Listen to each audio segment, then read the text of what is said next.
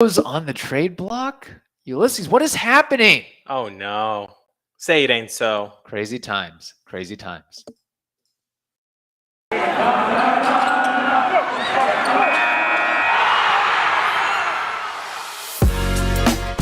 You are Locked On Rays, your daily Tampa Bay Rays podcast, part of the Locked On Podcast Network, your team every day. Hello, my name is Kevin Weiss. I'm Ulises Sambrano. And we're the host of the Locked On Rays podcast, part of the Locked On Podcast Network. Thank you for making Locked On Rays your first listen every day. And remember, Locked On Rays is free and available on all platforms, including YouTube at Locked On Rays. Also, be sure to follow us on Twitter and Instagram at Locked On Rays. And we're searching for mailbag questions, lockedonrays@gmail.com. Ulises, do we have a subscriber count on YouTube? Have we passed the 200 threshold, or are you unsure? By your wordage, I have to say no. You said past the 200. So I'm not going to congratulate ourselves yet because the first number of those 3 digits changed. I want that third one to change, and then we can do a whole post thanking you all. But by the way, we thank you all for doing that. Yes, thank you very much. I'd like to get to, Tony Gwynn career batting average subscriber numbers at some point. That would be nice. If we could get to that before the end of the season, before the end, if there is a season. I want to get to Barry Bonds' OPS in 2001. That'll take a while. Okay. That'll take a little bit, I think. Maybe start with his on-base percentage and go from there. Fine. Yeah, we alluded to it. Austin Meadows, perhaps on the trade block. I'm curious about this.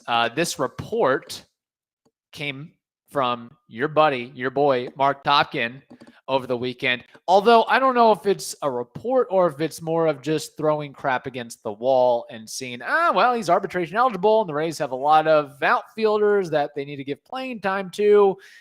And he's kind of morphing into a face-only righties type of guy. He could go. Anybody could go except for Wander Franco at the end of the day. Pretty much everybody could go. Kevin, you've been a journalist and you've worked in a newspaper before. Yeah. And there are times when content's a little dry, isn't it? And then you have to kind of just... You have to foment top 10 content. Favorite moments of blank, and so I think that was an easy one for a beat writer to do, is to, who can be on the move now? Is it completely out of whack to think that Austin Meadows could go? No, I don't think so. I see it in the realm of possibilities. Having said that, I think it's premature to give up on a guy who, for the most part, is a 2.5 WAR guy, 2.53 WAR guy. Right. All-star, 30 homer power, led the team in RBI last year. In 2019, almost broke 100. I think he had 88. It's tough for me, being a Rays fan for such a long time, to get rid of a guy who does things that not a lot of other Rays players / Devil Rays players have actually done. Right. He's legit a 30 home run, 100 RBI guy. Not only that, but it's not like he's doing that and giving you a 35% strikeout rate. His strikeout rate was tremendous, all things considered. 20%, you get that type of offensive production with a 20% strikeout rate. And look, it's so funny because this story, or this, I wouldn't even call it a story, but this rumor mongering has sort of taken a life of its own, because Topkin puts that out there and baseball websites are hurting for content. So CBS picks it up. MLB Trade Rumors, of course, picks it up. NBC Sports picks it up. Every blog in their mother picks it up. Atlanta Braves blog. Would Austin Meadows be a fit? San Diego Padres blog. Would Austin Meadows be a fit? Boston Red Sox blog. The list goes on and on. So it is funny how, Topkin just, with like a little sentence of, no. That's the power you have, though, with social media and Twitter and your following, right? You just put something out there, and then it just becomes kind of like an avalanche. And here we are talking about it, part of that avalanche. We are talking about it for sure. there's a lot to get in with this, but I find it, and I'm going to keep going back. I'm not hammering on Ji-Man Choi and what he does and what he brings to the team, but I find it hard to believe. That if the Rays are paying him, they're going to be paying him how much this season? 2.45 mil, give or take. I think it's more than that this year. More than that, like 2.8, close to 3 mil. I think it's more than that. Okay, if they're okay with paying Ji-Man Choi that amount of money, how can you come back and say, yeah, well, we're not comfortable paying Austin Meadows $3.5 million or $4 million in arbitration? Yeah, it's tough. It's now, tough. Yeah, 3.2 mil, by the way. For Ji-Man Choi. Holy crap! I never would have. Oh, okay, I don't want to get into a Ji-Man Choi thing. I know what he provides with the clubhouse and the culture, and he's a lively guy and plays good defense.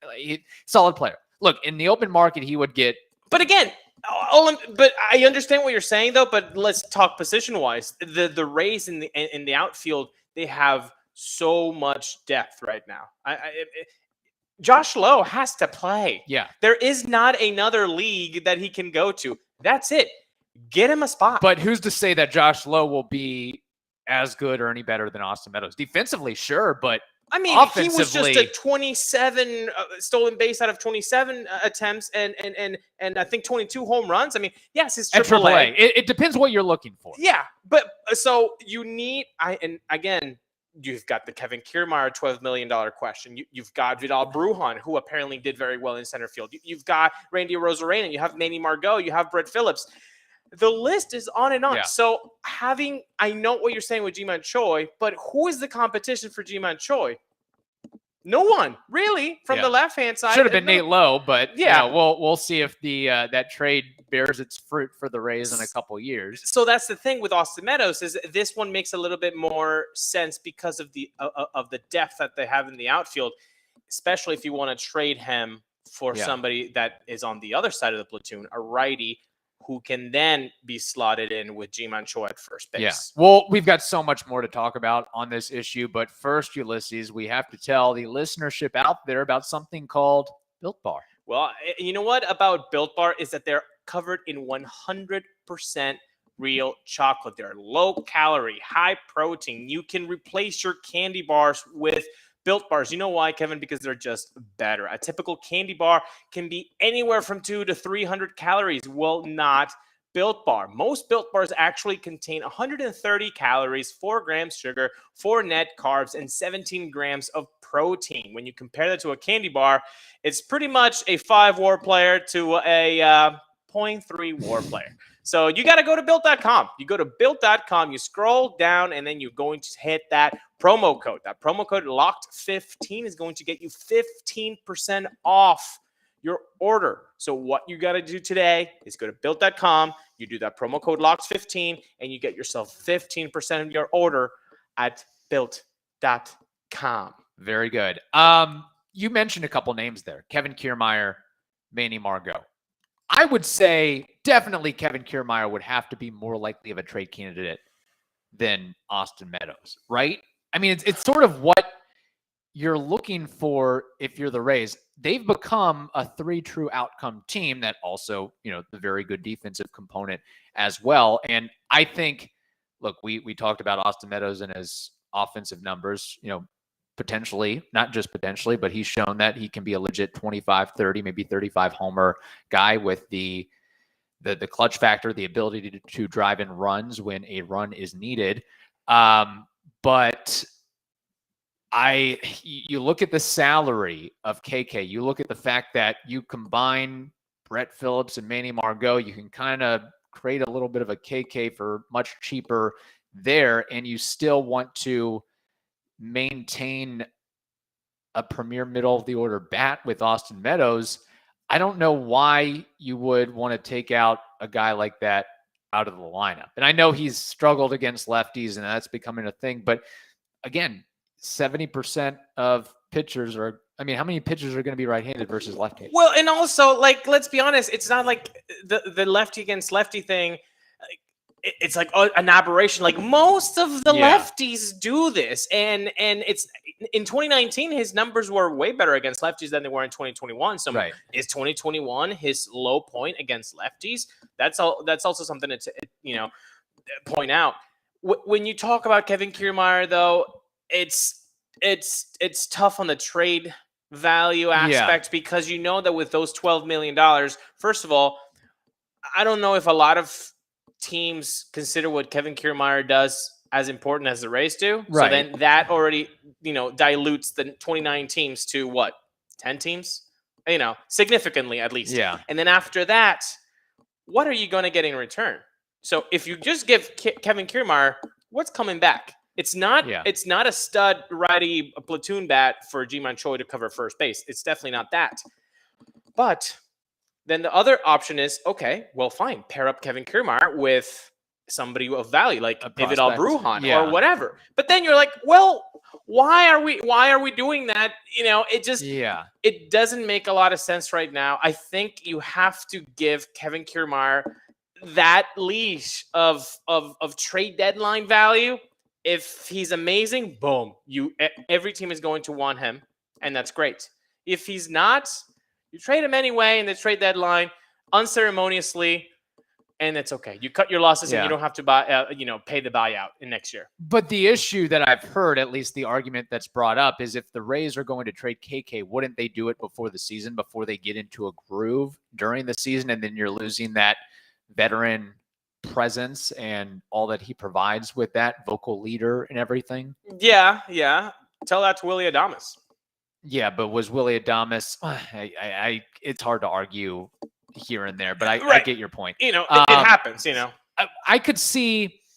I just think it's more likely. Like we put the poll up on Twitter, and I'm sure we'll get to that in a little bit. But I would think it more likely the Rays would trade Kevin Kiermaier and or Manny Margot before they trade Austin Meadows, as of today, as of right now. That would be my preference. Okay. That would be my preference. Is that it's your preference, but is that how you see it? Or do you see it where the Rays are shopping around Austin Meadows thinking that, it's not just about we're trying to trade him. They're also trying to get better and be creative.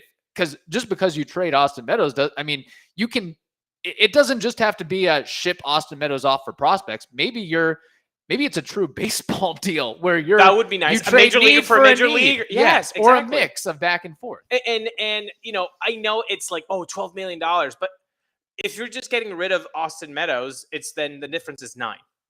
Right. 12 and 3, right? So is $9 million that much for Stu to not? I feel like it's not back-breaking. I know, honestly, I don't even know if it's about the money at this point because the Rays have just all but shocked me, quite frankly, this offseason with signing Brooks Raley and signing Corey Kluber and, Wander of course, Franco. the Wander Franco extension and all that's tied into that. So, but I just think it's about you've got light-hitting outfield, really good defensive light-hitting outfielders. You have 3 of those, and maybe 4 of those if you include Vidal Brujan. I'd like to also have a power guy in the mix. Yeah. I oppose because trading Meadows for just trading him, because it's $3.5 million. That's why I would say I would rather I understand trade Kevin Kiermaier and don't really get anything back. Use that money elsewhere to get a pitcher or maybe right-handed bat. That's kind of my point. I don't think we're not under the impression that, the Rays are going to get a windfall by trading Kevin Kiermaier unless they packaged him up with a prospector. Which would be the worst thing, I think. We agree, right? I don't know if it's the worst thing. I think it would have to depend on Look, the Rays have what? The number 2, number 1 farm system in baseball. They got a lot of, they can't give everybody an opportunity. They got to, maybe they package KK and a couple guys, maybe or maybe not on the 40-man. For whatever they're looking for. I just feel like out of all these possibilities, the worst possibility is diluting a really good prospect by attaching Kevin Kiermaier's salary to it. I would rather do 2 really good prospects like a Nelson Cruz type deal. I would rather that than put a very shiny object in front of KK because the prospect that's coming back is not going to be as profitable. And again, But again, the Rays were at one point, they were seemingly heavily considering packaging KK and Tyler Glass now for something. I think the Rays, when you talk about their front office, they don't stop picking up the phone. You know what I'm saying? Like, if somebody's calling them, lockout, whatever, about Austin Meadows, they're going to pick up the phone. And then if at the end of that phone call, the prospects that are coming back, or the players, hopefully a major leaguer for Austin Meadows is coming back that can fill a need, is better than a Kevin Kiermaier plus shiny prospect from the farm to get something back, they're going to listen to that. And honestly, I think that's where the value is. That's why this is a problem, because Austin Meadows could really get you something really nice, especially when you add the fact that if Universal DH is coming to a theater National next League. to you, theater next to you, Austin Meadows could be the DH for the Cubbies. Or the Braves. I mean, you look at the Braves. Braves. He's from Georgia. There you go. So he matches up, I think, way nicer, not only in trade value, but now with this whole DH situation. That's it. That's a nice piece to have. Could you trade him back to the Pirates for a? Let's get O'Neill Cruz, Key Brian Hayes, and Henry Davis. We'll take those three, and you can have Austin Meadows. There you go. They need to say hi to their boy Shane Baz. And who else? Who else was in that deal? Oh yeah. TG, baby. Yeah, he's okay, I guess. TG's doing something. TJ, yeah. No, I understand this rumor mill. Obviously, it's February. I like it. I mean, we have something to talk about now. Yeah. We have something to talk about. That's actual baseball talk. It's not, lockout talk, which, again, we're going to have to talk about it because it's the thing. But I would way rather talk about roster construction, about a trade possibility in trade. So who do you want to target, than all that lawyer stuff, because that's so not fun. This is fun. I want to, what could you get? And, you got to. Have you put Austin Meadows in the little trade machine website that you use? I haven't yet, actually. You got to play around with that and get back to me on the next episode. I will. I do have to say though, if you had some green Skittles around, to say yes he's going, no he's staying. Mm-hmm. What would you do in that scenario? Where would you go, Kevin? I would take them to BetOnline. That's the only place I would take them to, and that's because football might be over for this season, but basketball is still in full steam for both college and pro hoops. From all the latest odds, totals, player performance props to where the next fired coach is going to land, BetOnline.net is the number one spot for all your sports betting needs. Yeah, you can bet on that. You can bet on fired coaches. You can bet on, when's this player going to defecate next? Like everything, I guess. BetOnline remains the best spot for all your sports scores, podcast, and news this season. And we talked about basketball a little bit, but it's not just basketball. BetOnline.net is also your source for hockey, boxing, and UFC odds, as well as Olympic coverage. So head over to that website now and take advantage. BetOnline, it is where the game starts. Ulises, we talked about this a couple months ago. My original thought, and I guess it came up during the course of the season, was we know that I think it's maybe even putting it nicely to say that Austin Meadows is an average defender. I would lean towards below average, and I think he's right on the line. Right on the line. Yeah, and as he gets older, that usually decreases. Yeah, I don't know if for everybody. Right. And as you get less playing time, if the Rays have they're sort of in a way pigeonholing him to DH, how are you going to get better if you don't play outfield consistently and regularly? So that makes it tough. We talked about it with Logan Driscoll. If you haven't seen that interview, that's on our YouTube channel. Please make sure to like and subscribe. He talked about that, being behind the dish for 4 days, and then the fifth day he goes in the corner outfield. He's like, okay, the reads are tricky. Yeah, the muscle memory, if you will, and how the ball plays and just the movement patterns and everything. Reps, practice makes perfect. And it's tough to do that if, you can shack fly balls pregame all you want, but until you get into that game action and you're trying to field a hit by Giancarlo Stanton at 119 miles an hour, good luck to you. So, but my thought was, the defense fault terrain are not great in the outfield. We've seen the Rays put pitchers. We've seen the Rays put Nelson Cruz at first base for a spot here and there. Mhm. Why not just try to convert Austin Meadows to a first baseman? And that was my original theory and idea. But again, I waver back and forth on that because, one, I don't think Austin Meadows has ever played infield in his life. Two, I think in pro baseball and really any type of baseball or softball, you can get away with putting somebody at first base for a couple innings, maybe a game, but game in, game out over the course of a full season, your weaknesses will be exposed. Yeah. Like how many? It would be tough. I'd like to see the errors. I'd like to see how hard ground ball is way. Is he scooping that, or is he? God, who was the Red Sox? Buckner. Like, I could see a lot of Buckner situations with Austin Meadows. And Buckner was a good player, you know. It would be tough to make that transition. I think you're right. I don't think he's ever played, at least not in high school or No, yeah. I mean, with the Pirates, he was a center fielder. And you see that on the opposite side. You see that shortstops go to the outfield. You see a BJ Upton not cracking it to be a shortstop. Okay, you got the legs though. Go to center field, but I don't think you can make that transition from center field to left field to DH unless you've done first it before. base. Unless you've done it before. That's tough. But I think I still am intrigued by your theory. Of course, my theory is Brandon Lau instead of Austin Meadows. Or you just move Brandon Lau to the outfield and put Vidal Brujan at second if the Rays were going to trade Austin Meadows. I really do not want. I would rather stick Brandon Lau forever in DH rather than seeing him in the outfield. Like that was not good.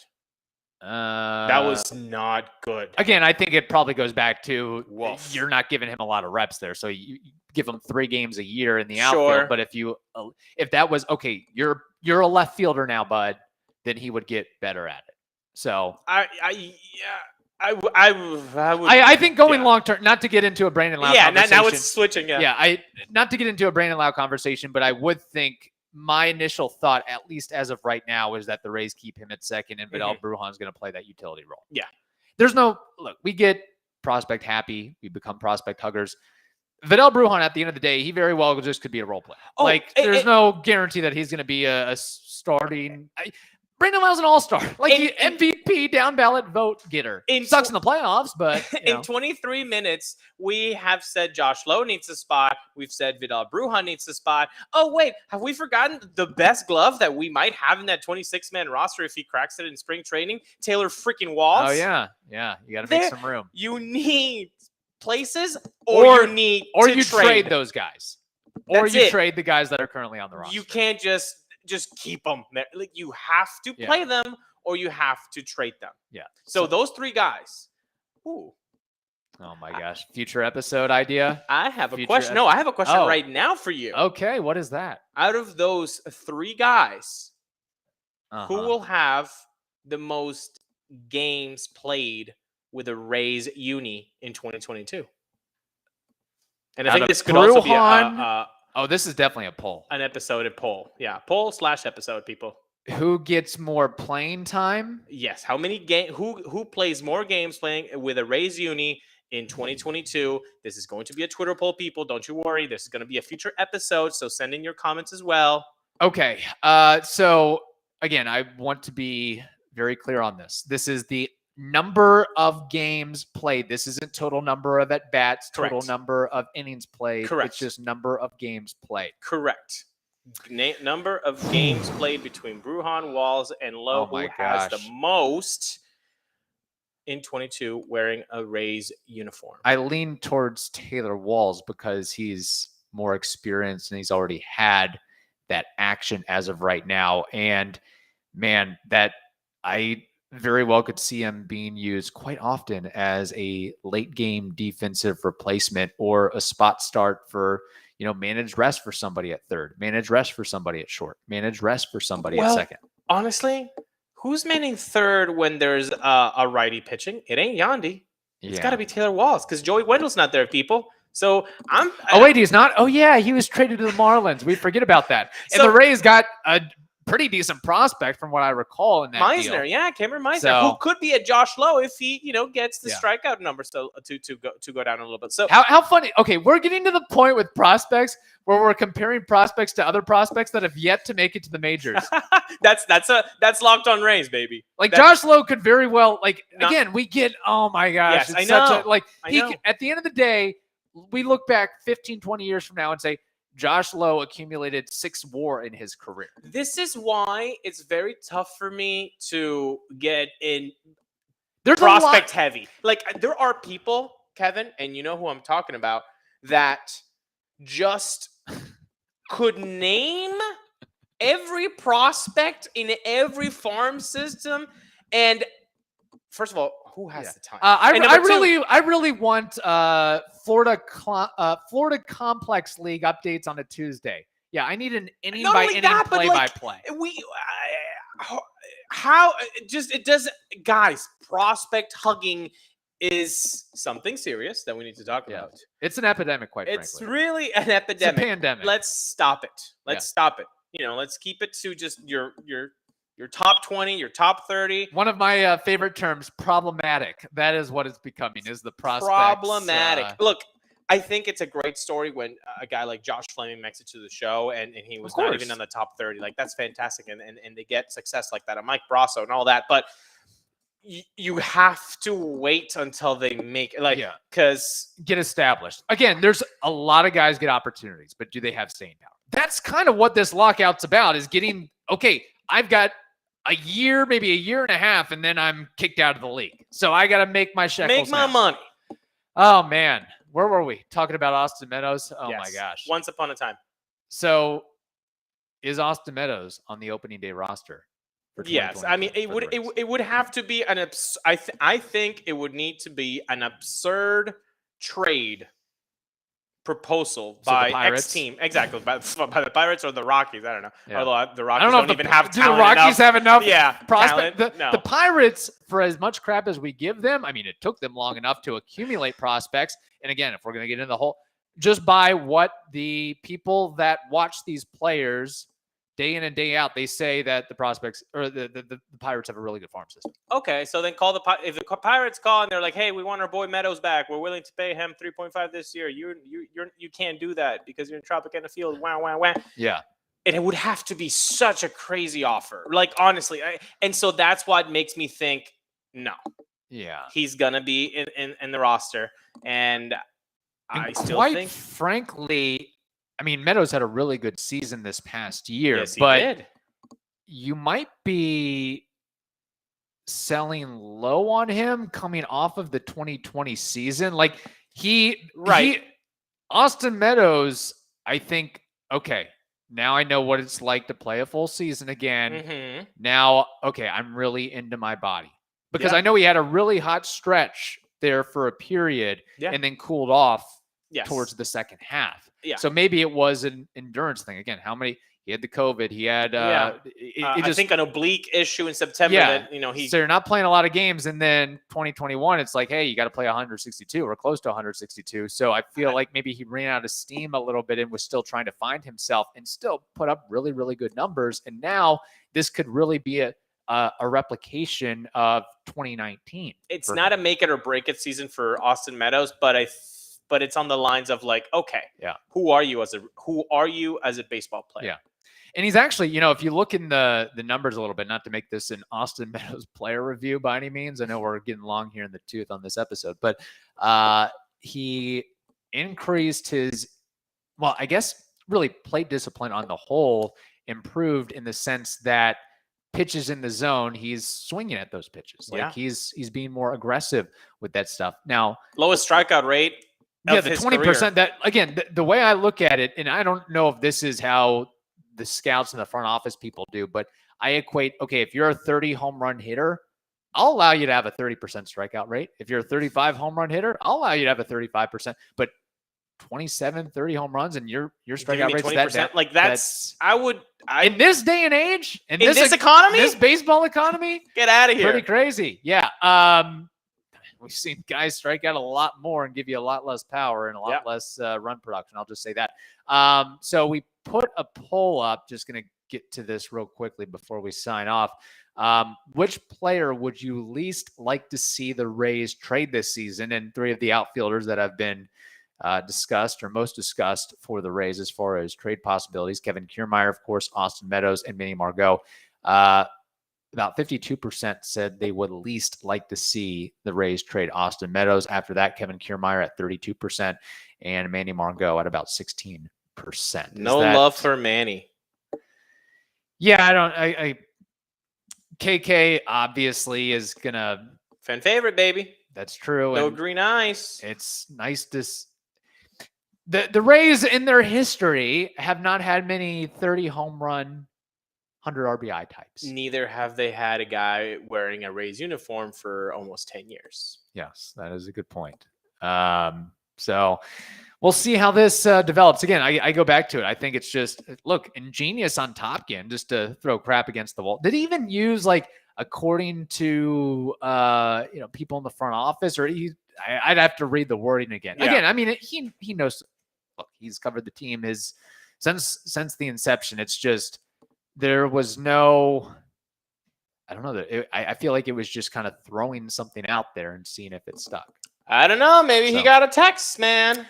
He was like, "Hey, you need more scoops." He got a text. He saw a podcast. He's like, "I don't get scoops. Yeah. How dare they?" He's trying to get he's trying to will himself to a scoop. There you go. You create the scoop. Hey, fake news. Hey, you never know. Oh my gosh! On that note, yes. Wow, very good stuff. So I'm hoping Austin Meadows sticks around another year or two. Me That'd too, be nice. buddy. Me too. That would be nice. All right. Thank you for making the Locked On Rays podcast your first listen every day. Now make your second listen the Locked On Bets podcast. That is also free and available on all platforms. Hope you all have a wonderful day. Stay safe, and we will talk to you again later on this week.